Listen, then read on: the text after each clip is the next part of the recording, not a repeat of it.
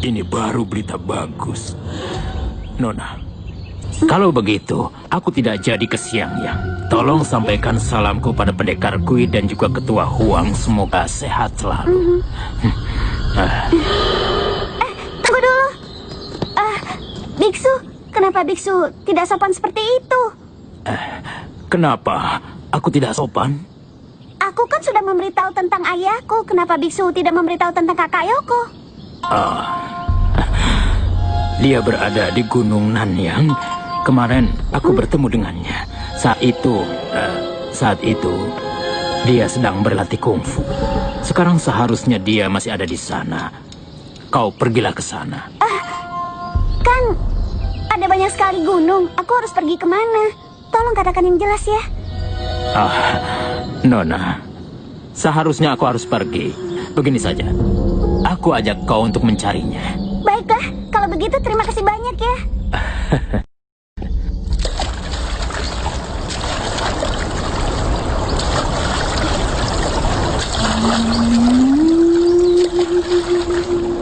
Ayo silakan dilihat dulu. Ya ini barang segar. Nah, silakan. ini uangnya. Ya, Sama-sama. Tuan muda, sudah bangun? Aku tidur berapa lama? 2 hari 2 malam. Silakan, Ayo, silakan. makan dulu. Terima kasih. Ayo Sekarang kita ada di mana? Ada di Ciasin. Ini bacang Ciasin, masih hangat. Ciasin? Silakan bacang Ciasin. Masih hangat, silakan dibeli. Silakan Nona. Silakan bacang Ciasin, masih hangat. Silakan. Menurut cerita, ayahku meninggal dibunuh oleh bibi Kui di kuil Ciasin. Aku dengar ayahku dikuburkan di sana. Tapi aku belum pernah melihat makamnya. Berhubung aku sudah tiba di Ciasin, aku harus ke sana melihatnya. Ayo biksu, cepat. Dia ada di sebelah sana kan? Nona Kui, di sebelah sana. Kenapa kau ingin bertemu dengannya? Apa ada hal yang penting? Sebetulnya aku... Kakak, itu Paman, Nona Kui. Paman hantu kepala besar, paman hantu jenggot panjang, kenapa di sini? Nona Kui, kenapa kau bersama biksu Hakim Roda Mas? Dia bukan biksu Hakim Rodamas, dia adalah biksu Cumulangma, teman baik ayahku. Biksu Hakim Rodamas itu musuh ayahku, jadi kalian jangan membohongiku ya. Kau bertemu dengan biksu ini di mana? Aku baru saja bertemu dengannya. Dia bilang ayahku sudah meninggal. Pertemuan kami lucu sekali ya. Dia mau mengantarku bertemu Kak Yoko. Nona, cepat kemari. Biksu itu bukan orang baik. Dia mau menipuku. Pendekar Raja Wali ada di sana. Kenapa dia bisa membawamu kemari? Benar. Omong kosong.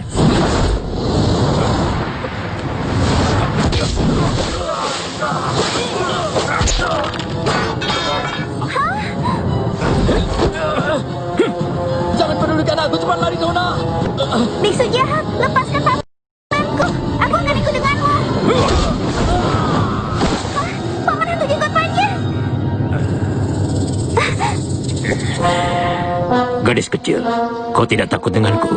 Aku tidak takut padamu. Kalau kau mau bunuh aku, bunuh saja sekarang. Ayah dan anak sama-sama pemberani. Aku tidak akan membunuhmu.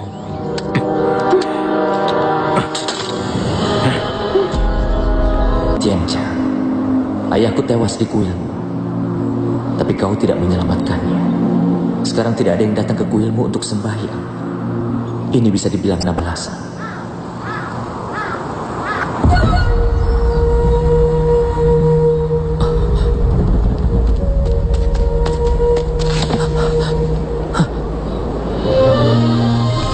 Ayah.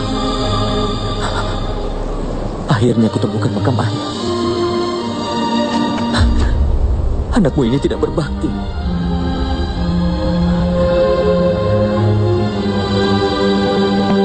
Makam murid durhaka, Yangkang, Ciu Cuci.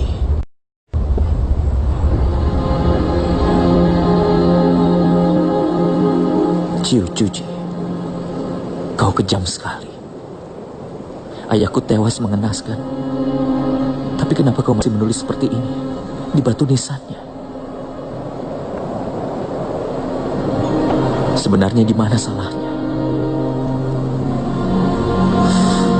Punya guru sepertimu juga tidak ada gunanya. Kelihatannya aku harus pergi ke perguruan Juanchen dan membunuh mereka semua. Sudah sampai.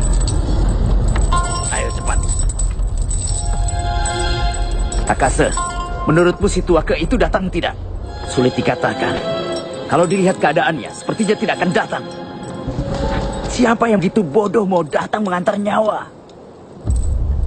Tapi si Tuake itu ketua dari kelompok 7 iblis. Saat itu dia taruhan dengan mereka. Datang jauh-jauh dari Mongol dan mengajari kungfu pada Kui Cheng. Selama ini 7 iblis selalu menepati janji. Maka kita demi melihat itu semua, kita harus mengampuni mereka. Ampunilah mereka. Benar juga. Dia seorang pendekar dan tidak pernah ingkar janji. Selalu menepatinya. Kelihatannya mereka kemari menunggu kakekku.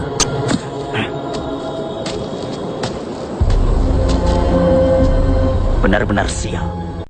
Ternyata dia tidak takut mati. Aku kesini untuk tepati janji. Obat itu berasal dari Pulau Persik.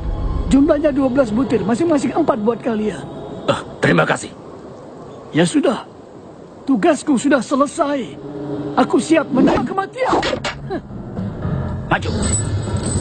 30 tahun lalu, kita di sini menyaksikan Yokang dibunuh. Tidak disangka, hari ini kau akan mengikuti jejaknya. Ini betul-betul karma. Cuy, Yang Kang adalah orang yang sangat jahat. Mengaku sebagai ayah, padahal manusia paling licik. Aku seorang pria sejati, tidak bersalah pada langit dan bumi. Jadi jangan bandingkan aku dengan dia. Apa kalian tidak tahu ada pepatah, lebih baik bunuh daripada dihina? Si Tuake sudah mendekati ajal, kau masih sok jagoan. Maju!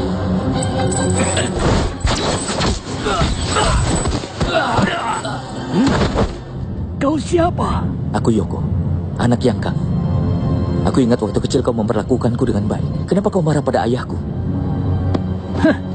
Selama ini banyak hal-hal buruk yang tidak bisa dilupakan begitu saja. Apakah ini bisa menutupi dari mulut semua orang?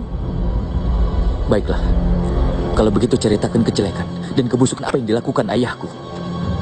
Dan kalian, kalau hari ini tidak cerita dengan jelas, jangan harap bisa pergi. Pendekar. Kalau begitu katakan, siapa nama kalian? Kenapa bisa janjian bertemu di sini? Begini pendekar, namaku Satong Tien. Ini adik seperguruanku Ho Tong Hai. Dan ini Peng Lien Hu. 30 tahun lalu, Ciu Pek Tong menangkap kami. Dan kami dipenjara di Chung Yang Kung, yang berada di kota Changnan. Saat orang Mongolia membakarnya, kami melarikan diri. Dan tinggal di dalam hutan puluhan tahun. Lalu suatu hari kami bertemu si Tuake. Kami kira dia ingin melawan kami. Maka kami pun menangkapnya. Si Tuake bilang dia harus ke Tiasin. Setelah masalahnya selesai, maka dia akan kembali untuk mengantarkan nyawanya. Jika bisa beri dia sedikit waktu untuk hidup, dia akan berikan obat dari Pulau Persik untuk mengobati luka kami. Pendekar juga tahu, kami 3 bersaudara terluka parah. Setiap hujan terasa sakit sekali. Maka dari itu kami memberi dia sedikit waktu sebelum dia mati. Iya pendekar, ini semua adalah fakta. Iya benar pendekar. Benar. Pendekar, saat ayahmu hidup, kami adalah tamunya. Mohon ampuni kami. Kau ke Jiasin. Apakah kau bertemu dengan 2 saudara, Lu Wushuang dan Cheng Ying? Yoko, waktu kecil kau sangat tidak sopan. Aku sudah lama tidak mempedulikan nyawaku sendiri. Bahkan waktu muda dan kuat, aku tidak takut pada siapapun. Sehebat apapun kungfumu, hanya bisa menakuti orang-orang yang takut mati ini. Apakah aku 7 iblis bisa dipaksa begitu saja?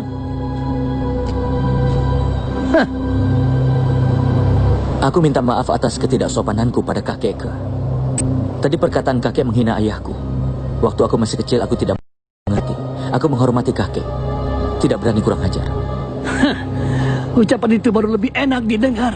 Aku dengar kepribadianmu cukup baik. Bahkan lebih berjasa besar pada Siang Yang. Pantas saja banyak orang yang menghormatimu. Jika kau seperti ayahmu, bicara sedikit saja sudah menghinaku. Sebenarnya apa kesalahan ayahku? Bisa jelaskan padaku?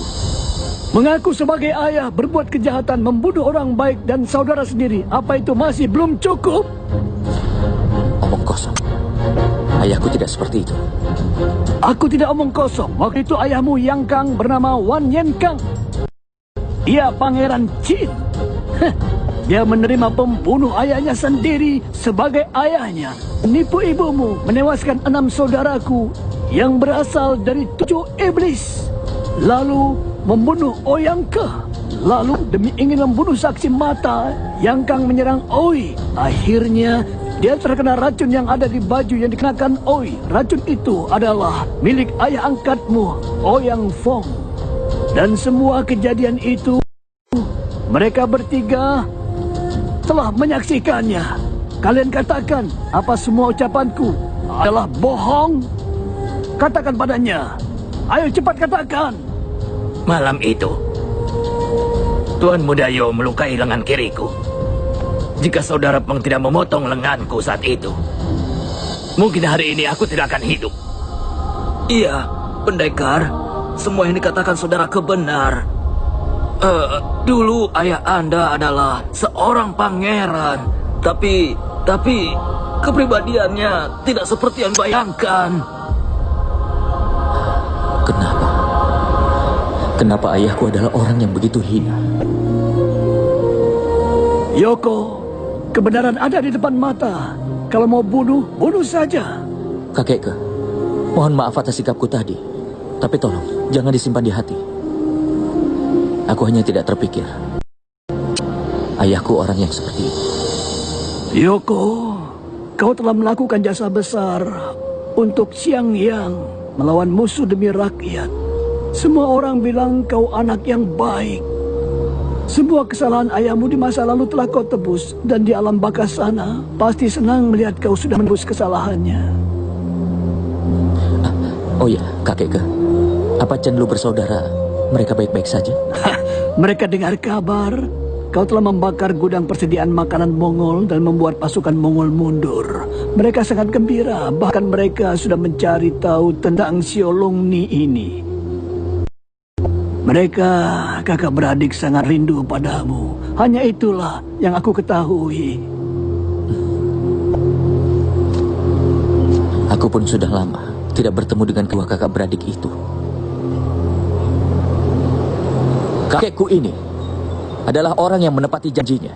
Dia sudah menyerahkan nyawanya pada kalian, dan kalian bisa membunuhnya. Tapi selanjutnya, aku akan membunuh kalian untuk membalaskan dendamnya. Kami tidak berani, pendekar. Ini semua salah kami. Kami tidak tahu apa-apa. Jadi berprasangka buruk pada saudara Ke. Mohon pendekar maafkan kami. Lepaskan kami. Lepaskan kami, mohon. Baik, kalau begitu kalian bertiga harus memberikan janji kalian padaku. Tidak boleh melawan kakekku lagi. Terima kasih pendekar sudah mengampuni kami. Terima kasih. Aku datang ke Ciasin adalah demi Nona Xing'er. Apa yang terjadi? Kui Cheng punya 2 orang putri kesayangan. Masing-masing memiliki kenakalannya. Sungguh memusingkan. Tapi entah kenapa tiba-tiba Xing'er pergi meninggalkan Xiangyang. Pergi meninggalkan Xiangyang begitu saja. Tidak tahu dia pergi kemana. Membuat ayahnya sangat khawatir. Ayahnya sampai mengutus beberapa orang untuk bisa mencarinya. Cari sampai ke Pulau Persik.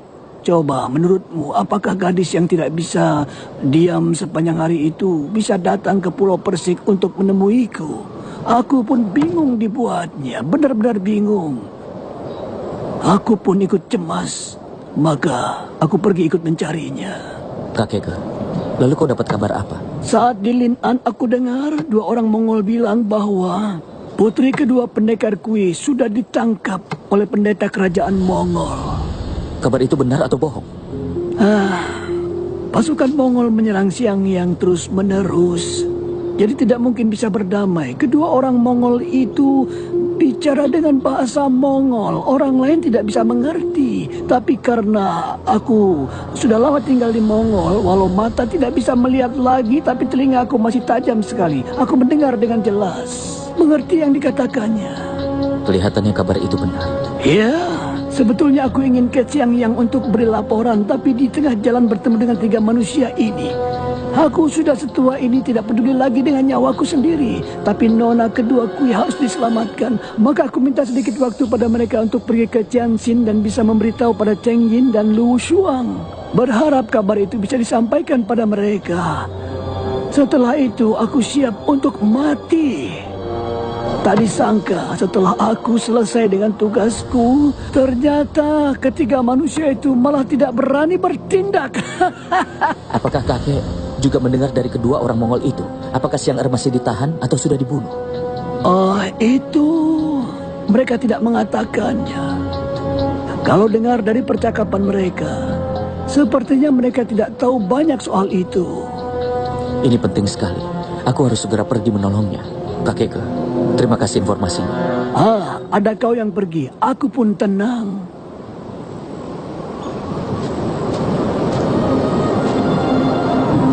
Kakek, aku berharap kakek bisa membantu satu hal untuk...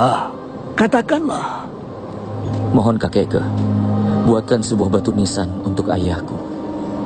Tulis di situ, telah meninggal ayah Yakang. Tuliskan di bawahnya, anak tidak berbakti Yoko. Baiklah. Kau tidak berbakti pada ayahmu, tapi berbakti pada orang lain. Aku mengerti. Baiklah, serahkan urusan ini pada aku. Tenang saja. Terima kasih kakekku.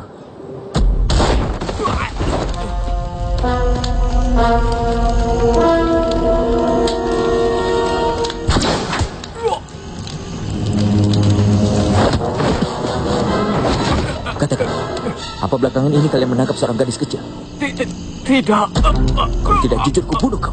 Sungguh tidak ada, pendekar. Menangkap putri pendekar Kui adalah masalah besar. Kalau benar Xiang Er ditangkap, tidak sembarangan orang tahu. Kelihatannya, Paman Kui sudah menyelamatkannya. Atau mungkin saja orang Mongol itu bicara sembarangan.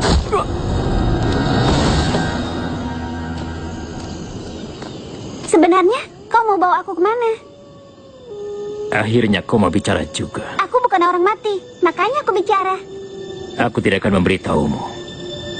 Besok kalau sudah sampai, kau akan tahu sendiri. Besok kita akan sampai kemana? Sudah malam, tidurlah.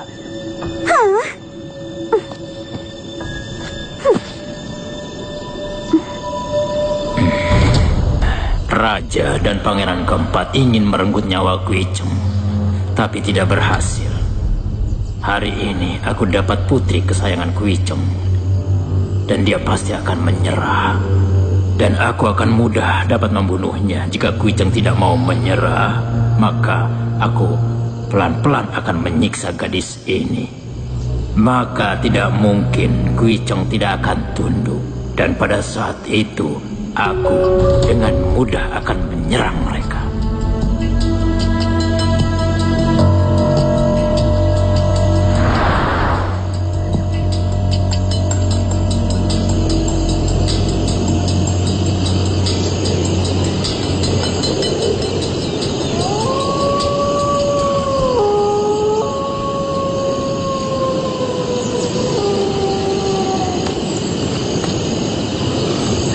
Dia sudah tidur. Kesempatan bagus untuk kabur.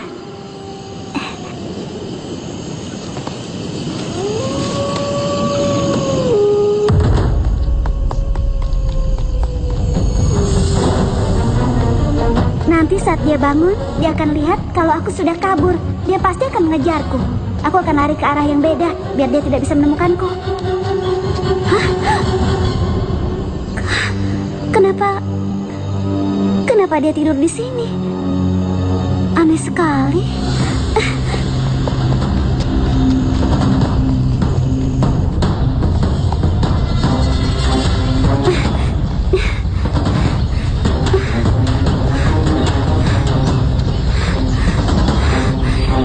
Aduh, aku capek sekali. Sudah lari semalaman. Pasti dia tidak bisa mengejarku.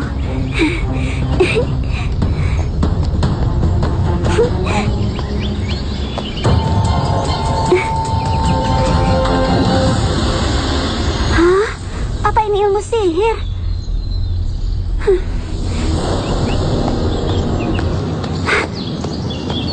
Kalau mau mencegahku, ya cegah saja. Tidak perlu mempermainkan aku seperti itu.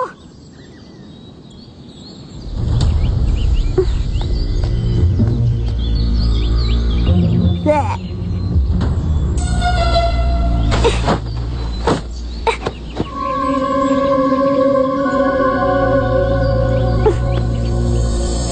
Dia tidur sungguhan.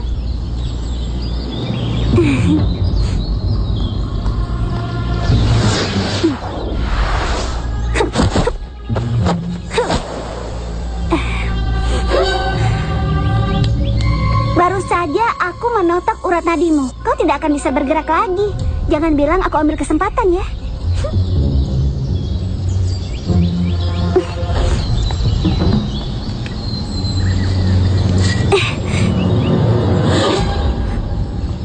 Dasar penjahat, hari ini kau telah membunuh dua pamanku. Akan kuambil nyawamu.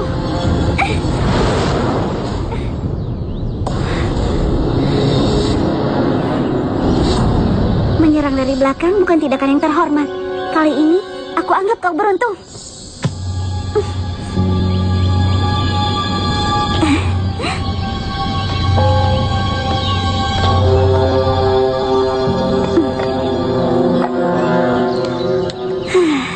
Biksu jahat, hari ini aku akan membunuhmu. Kau harus tahu diri, jangan sembarangan membunuh orang.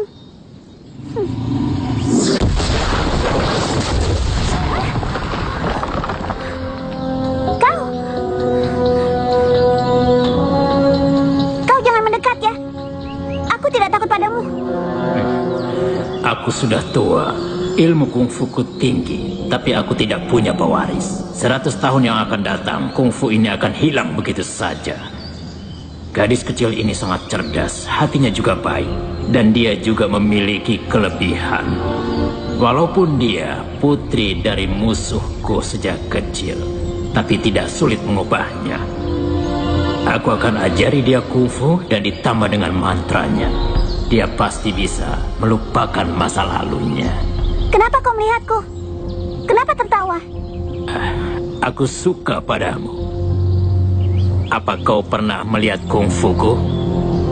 Kungfumu memang sangat tinggi. Kau juga hebat, tapi tidak berbuat baik. Apa itu berbuat baik atau berbuat buruk? Gadis kecil. Gadis kecil, jika kau kagum pada kungfuku, bergurulah padaku. Aku akan mengajarkan semua ilmu kungfuku. Hei, untuk apa kau belajar kungfu seorang biksu? Aku tidak ingin jadi biksuni. Kenapa? Apa setelah belajar ilmu kungfu kau akan jadi biksuni? Tadi kau totok urat nadiku. Aku bisa membuktikannya sendiri. Kau kuburkan aku dengan batu, tapi batu itu terbang sendiri.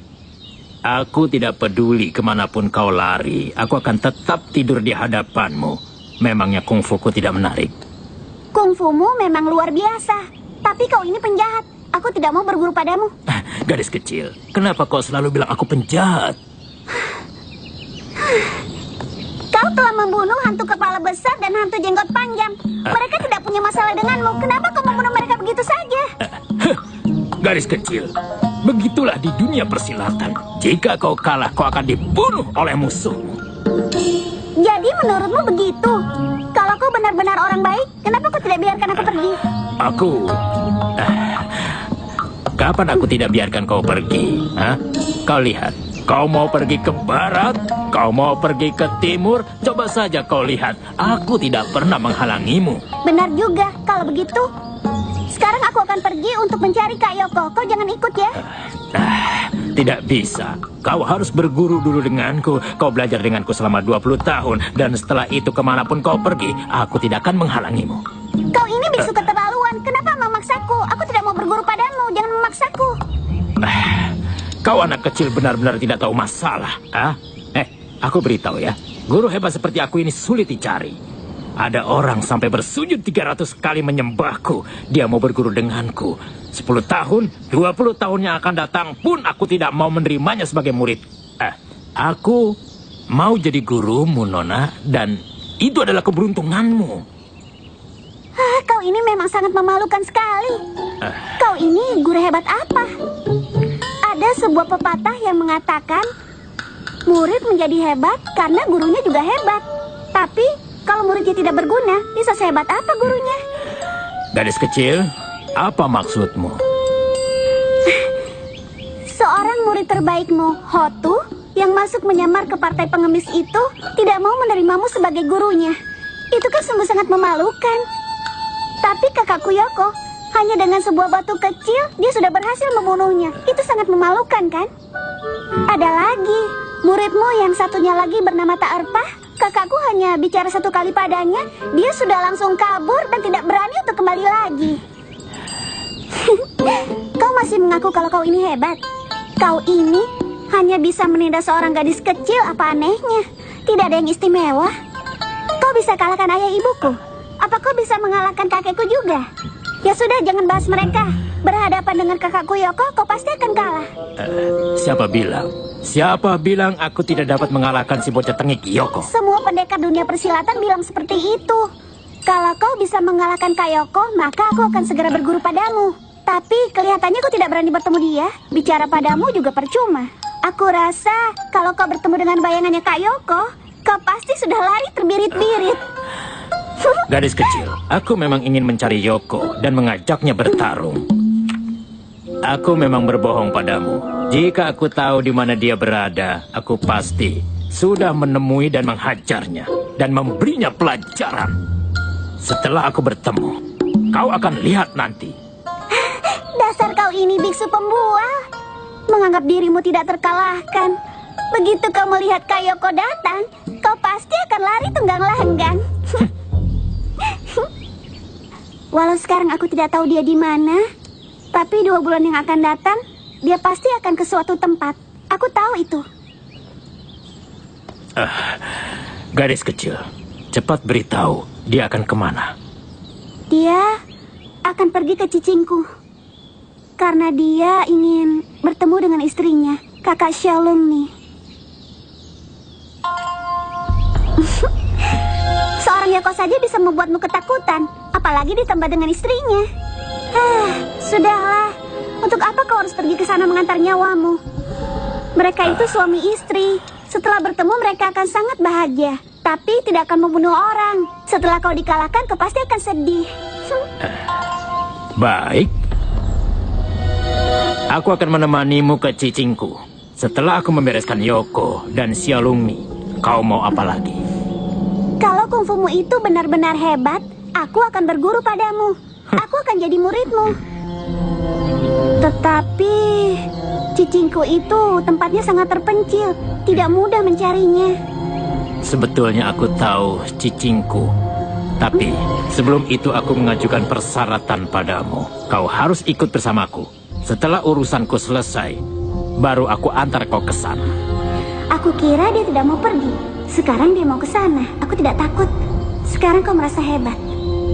Tapi nanti setelah kau bertemu Kak Yoko, kau pasti akan tahu rasa. Gadis kecil, apa yang sedang kau pikirkan? Baiklah, ayo.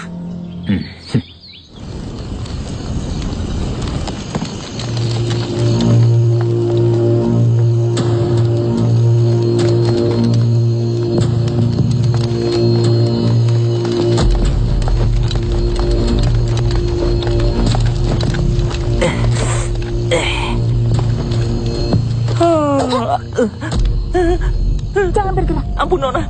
Jangan bunuh aku. Hakim Rodamas telah menangkap seorang gadis. Di mana gadis itu? Gadis. Di sini tidak ada seorang gadis. Cepat katakan, atau kubunuh kau. Pendekar, biksu kami tidak kembali ke markas. Pendekar, ampunilah aku. Ampuni aku. Hakim Rodamas tidak kembali ke markas Mongol. Jadi dia membawa Xiang Er kemana?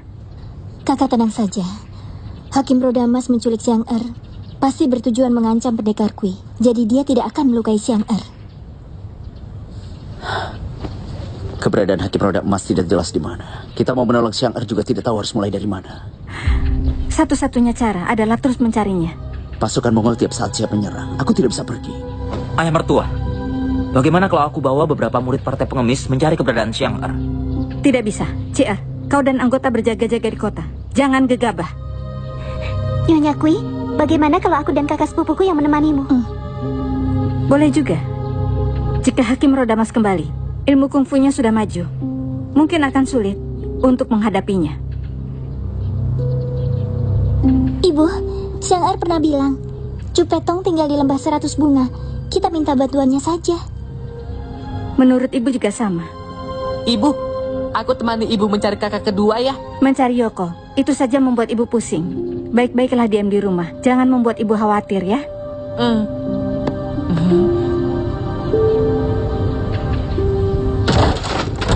Wah, kamarnya besar sekali. Hakim Rodamas, Hah? apa kau tinggal di sini?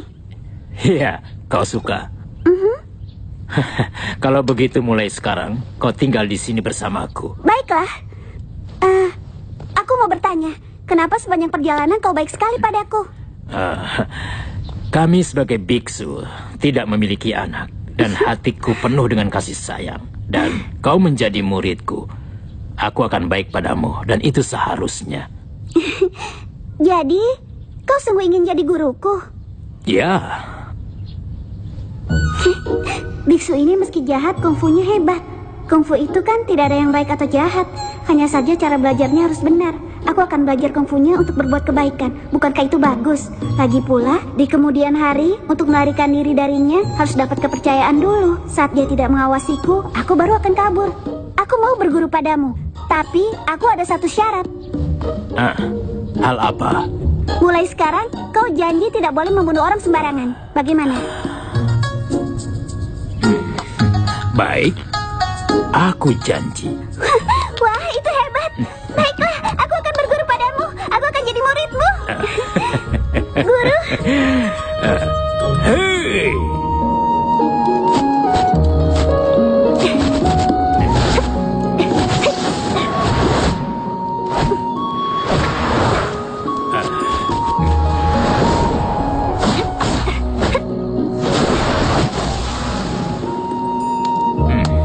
Bagus. Wah, kau memang berbakat. Dibanding dengan kakak perguruanmu yang dulu, kau belajar lebih bagus. Guru, di mana kakak seperguruanku? Kakak seperguruanmu, setelah latihan kungfu dia meninggal karena sakit. Sudahlah, masa lalunya diungkit. Maka kau harus berlatih dengan tetap menjaga kesehatan, tidak boleh sembarangan. Kau harus serius berkonsentrasi dan jangan sampai sakit. Guru sangat baik padaku. Aku ini gurumu, tentu saja harus baik. Seandainya kau tidak bermusuhan dengan ayahku, itu pasti lebih baik. Aku tidak ada dendam dengan ayah ibumu. Cuma ada sedikit perbedaan. Jika tidak ada peperangan, ayah ibumu mungkin jadi sahabat baikku. Guru sangat dihormati di Mongol dan guru bisa membujuk orang-orang Mongol. Kenapa harus berperang? Nah, ada beberapa hal yang tidak kau mengerti. Raja Mongol memberiku kedudukan yang tinggi dengan maksud ingin memanfaatkanku melawan pendekar Kui. Raja Mongol sangat menghormatiku, tapi dalam hal peperangan tidak ada yang lain. Sesungguhnya, Raja Mongol tidak percaya padaku. Jurus 18 naga ayahmu dan tongkat pemukul anjing milik ibumu, semuanya sangat hebat. Aku sangat mengaguminya. Benarkah? Lalu bagaimana menurutmu tentang Kak Yoko? Yoko bukanlah tandinganku. Tapi jurus pedangnya, jika bersatu dengan Xiaolongni, itu betul-betul hebat. Dengan kungfuku yang sekarang ini, masih belum menemukan cara untuk melawan mereka. Kalau begitu, kita pergi mencari mereka saja dan mengaku kalah. Gurumu ini pasti akan menemukan cara untuk melawan mereka. Yoko adalah kakakmu. Dan dulu kami berteman. Kelak kalau bertemu, kami akan tetap menjadi teman. Baguslah, kau tidak mampu melawannya. Kalau begitu, jadi temannya saja. Itu memang cerdas. Gurumu mana mungkin bisa kalah darinya. Karena takut kau sedih, makanya aku biarkan dia hidup. Guru, ternyata guru sudah banyak berubah. Muridmu ini berterima kasih padamu. Bangunlah. Ada sesuatu yang ingin guru sampaikan padamu. Kau begitu mengagumi Yoko dan itu tidak ada gunanya. Begitu dia menemukan Xiaolungni, pasti mereka akan hidup bahagia tanpa ada bagian untukmu. Jika Yoko tidak berhasil menemukan Xiaolungni, dia akan bunuh diri. Bahkan sampai jadi hantu pun, dia tidak akan memberikan ruang untukmu. Aku berharap Kak Yoko dan istrinya bisa hidup bersama lagi. Jika dia bahagia, aku juga bahagia. Sejak awal aku sudah tahu dia bagian dariku. Guru terlalu khawatir. Guru hanya bisa berharap kau bahagia selamanya. Habis aku mau bagaimana? Nasibku memang malang.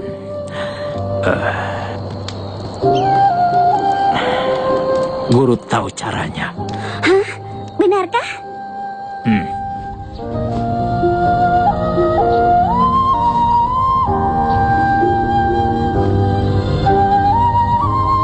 Muridku, lihat.